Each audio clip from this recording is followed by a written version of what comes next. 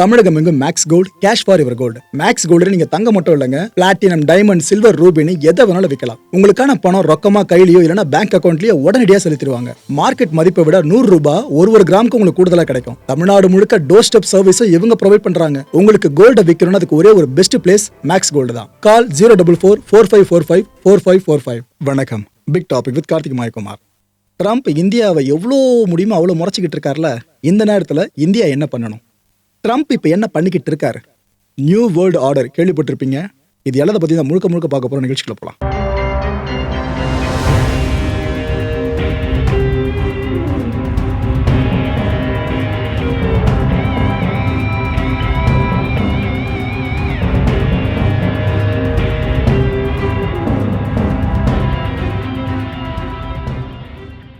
New York டைம்ஸோட reporter ஒருத்தர் Trump கிட்ட சில கேள்விகளை முன்வைக்கிறாப்புல. அதுக்கு ட்ரம்ப் எந்த தயக்கமோ நடுக்கமோ இல்லாம டான் டான் டான் பதில் சொல்றாரு. அந்த பதிலை கேட்கும் போது, ஏன்பா உலகத்துல எவ்வளவோ லீடர்ஸ் இருந்தாலும் ட்ரம்ப்புக்கு அந்த ஈகோ கொஞ்சம் அதிகம் போல இருக்கு அப்படின்னு உங்களுக்கே தோணும். தான் தான் அப்படின்ற மனப்பான்மை இருக்குல்ல, அது தெளிவாக உங்களுக்கு தெரியாதுல்ல. அதாவது என்ன சொல்றாப்புல ட்ரம்ப், ஏங்க எனக்கு இந்த சர்வதேச விதி சட்டத்திட்டம் அதெல்லாம் எனக்கு தேவையில்லை. நான் மக்கள் கஷ்டப்படுறாங்களா, அவங்களுக்கு நல்லது பண்ண முடியுமா, இதை பத்தி மட்டும் தான் பார்ப்பேன்.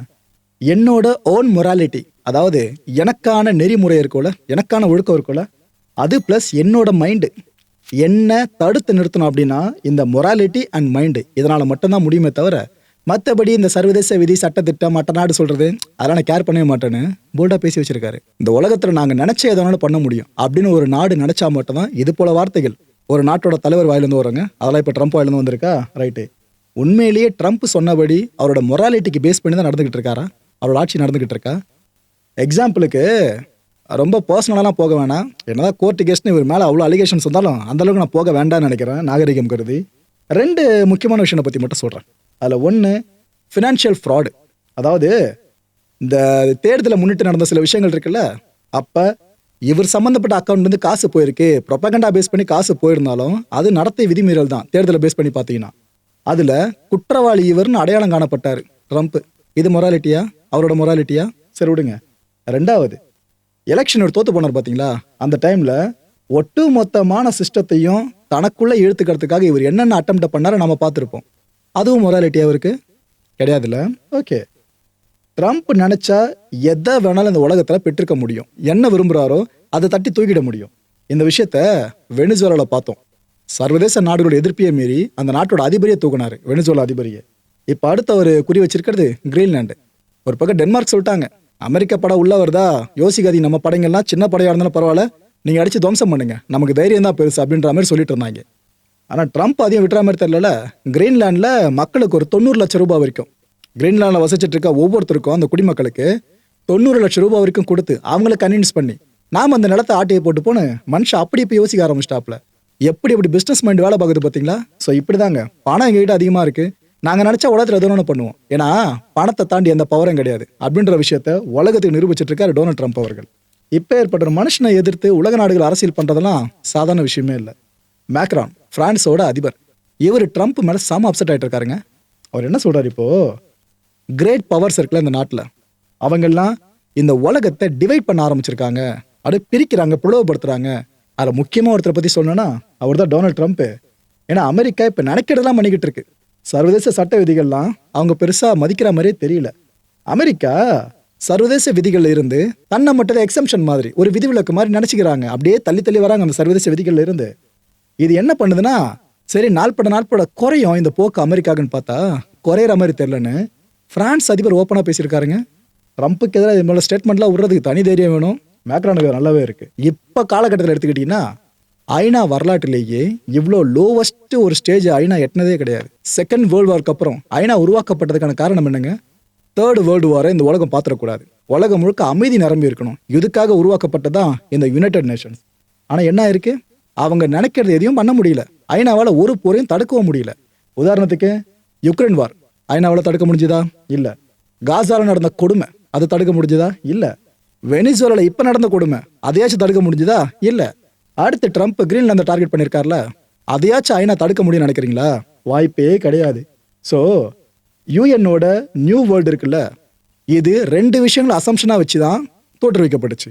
அதில் ஒன்று வேர்ல்டு பவர்லாம் இருக்குல்ல, இந்த உலகத்தோட பெரிய சக்திகள் அமெரிக்க நாடுகள் மாதிரி, அவங்க ரெஸ்பான்சிபிலிட்டியாக செயல்படணுன்ற ஒரு அசம்ஷன்.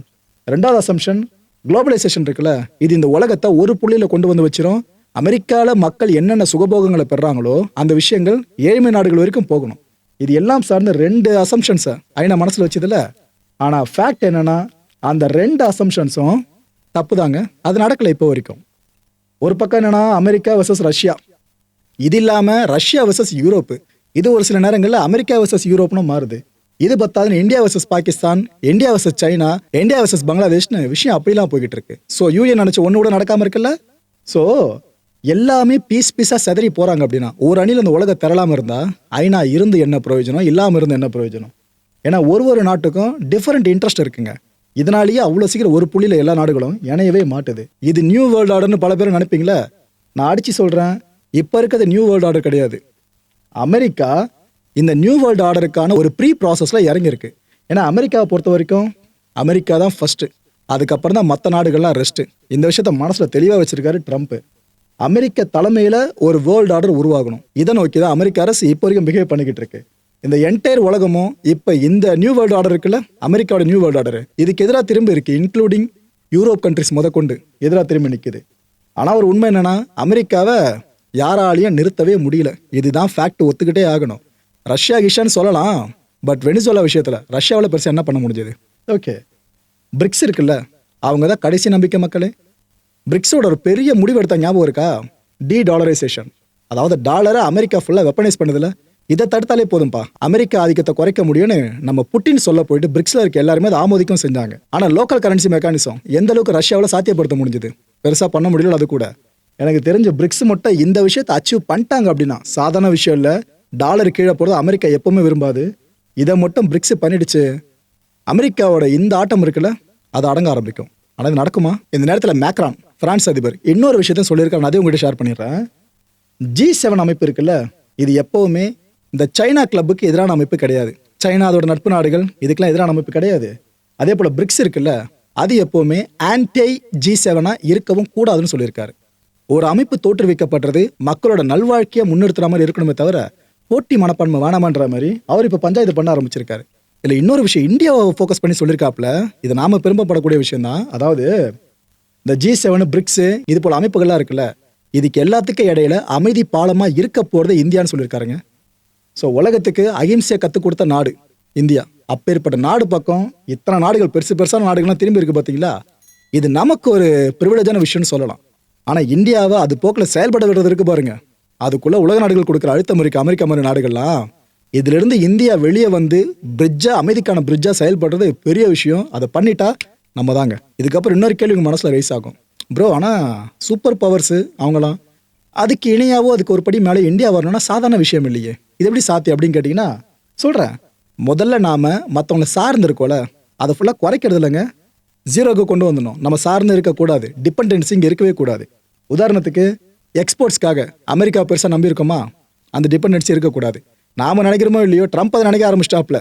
எதுக்கு நீங்கள் ரஷ்யாவோட ஆயிலாம் வாங்கிட்டு இருக்கீங்க, அதில் எக்ஸ்போர்ட்லாம் நாங்கள் இவ்வளோ டேரிஃப் போகிறேன்னு சொல்ல ஆரம்பிச்சிட்டார்ல, ஆட்டோமேட்டிக்காக இந்தியா இனிமேல் அந்த இடத்துல இருந்து டிபெண்டன்சி வெளியே வந்துடுவான்னு நினைக்கிறேன்.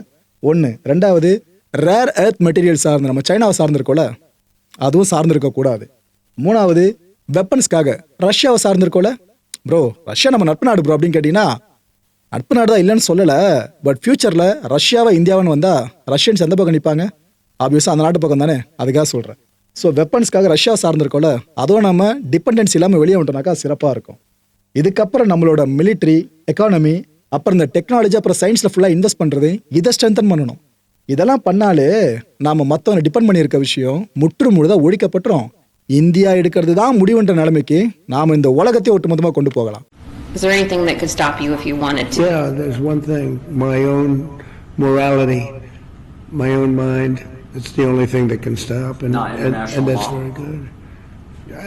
I don't need international law. I'm not looking to hurt people. Do you feel your administration needs to abide by international law on the global stage? Yeah, I do. I do. But it depends what your definition of international law is. மக்களை இந்த கான்டென்ட்டை பொறுத்தவரைக்கும் என் மனசில் ஒரு வினதா இருக்கு. முடிஞ்ச அதுக்கான பதில்களை கீழே கமெண்ட் செக்ஷனில் கமெண்ட் அழிவு பண்ணுங்க.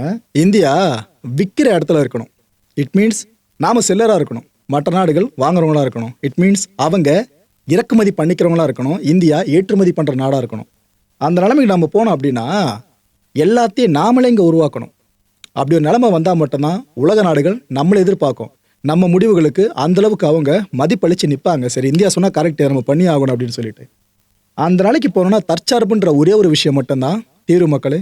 இந்த தற்சார்பு பொருளாதாரம் ஆகச்சிறந்த வகையில் சாத்தியமாகும் அப்படின்னு நான் நம்புகிற ஒரு இந்தியனா அந்த நம்பிக்கை உங்களுக்கும் இருக்கா? ஏன்னா இதை மட்டும் சாத்தியப்படுத்திடுவோம்னாக்கா இந்தியாவோட பாதுகாப்புக்கு 1% கூட இடர் ஏற்படாது, நம்மளோட பலத்துக்கும் குறைய ஏற்படாது. சொல்ல இந்த கேள்வி உங்ககிட்ட கேட்குறேன். தற்சார்பு பொருளாதாரம் நோக்கி இந்திய அரசு நகர்ற விஷயம் இருக்குல்ல, இது 100% சாத்தியமாக நான் நினைக்கிறேன். நீங்கள் என்ன நினைக்கிறீங்க? ஒரு வருஷத்தை உங்களால் குறிப்பிட முடியுமா, இந்த வருஷத்துக்குள்ள இது நடந்து முடிஞ்சிருப்பா அப்படின்னு சொல்லிட்டு? அடுத்த நிகழ்ச்சி சந்திக்கலாம். நன்றி, வணக்கம். தமிழகம் எங்கும் Max Gold, cash for your gold. Max Gold நீங்க தங்க மட்டும் இல்லைங்க, பிளாட்டினம், டைமண்ட், சில்வர், ரூபினி எதை வேணாலும் விற்கலாம். உங்களுக்கான பணம் ரொக்கமா கையிலயோ இல்லைன்னா பேங்க் அக்கௌண்ட்லயோ உடனடியாக செலுத்திடுவாங்க. மார்க்கெட் மதிப்பை விட 100 ரூபாய் ஒரு கிராமுக்கு உங்களுக்கு கூடுதலா கிடைக்கும். தமிழ்நாடு முழுக்க டோர் ஸ்டெப் சர்வீஸை இவங்க ப்ரொவைட் பண்றாங்க. உங்களுக்கு கோல்டை விற்கணும்னு அதுக்கு ஒரே ஒரு பெஸ்ட் பிளேஸ் மேக்ஸ் கோல்டு தான். கால் 04445454545. என் நண்பர் மாயம் ஸ்டுடியோஸ் நேயர்களே, மாயம் பக்தின்னு ஆன்மீகத்துக்காக பிரத்யேகமாக ஒரு சேனலை கொண்டு வந்திருக்கோம். மறக்காம சப்ஸ்கிரைப் பண்ணி அந்த சேனலுக்கு உங்களோட ஆதரவை மனப்பூர்வமாக தெரிவிங்க. வணக்கம் மாயம் ஸ்டுடியோஸ் நண்பர்களே.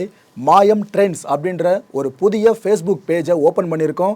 நீங்கள் யூடியூப்பில் பார்த்துட்டு இருக்கீங்களா நம்மளோட கான்டென்ட்ஸ்லாம், இதெல்லாம் விட ஒரு படி மேலே ரொம்ப கிறிஸ்பாகவும் ரொம்ப சூப்பராகவும் நிறைய கான்டென்ட்ஸ் உங்களுக்கு இந்த பேஜில் காத்துட்ருக்குங்க. ஸோ உடனடியாக ஃபேஸ்புக் பிளாட்ஃபார்ம் போங்க, மாயம் ட்ரெண்ட்ஸ்னு டைப் பண்ணி சர்ச் பண்ணி நம்ம பேஜை ஃபாலோ பண்ணுங்கள். அப்படியே நம்ம சேனலையும் நீங்கள் சப்ஸ்கிரைப் பண்ணிட்டீங்க அப்படின்னா இன்னும் நிறைய புது கான்டென்ட்ஸை உங்களுக்காக ப்ரொடியூஸ் பண்ணி கொடுத்துக்கிட்டே இருப்பாங்க. நீங்கள் பண்ணுற ஒவ்வொரு சப்ஸ்கிரிப்ஷனும் எங்களுக்கு பெரிய மோட்டிவேஷனாக அமையும்.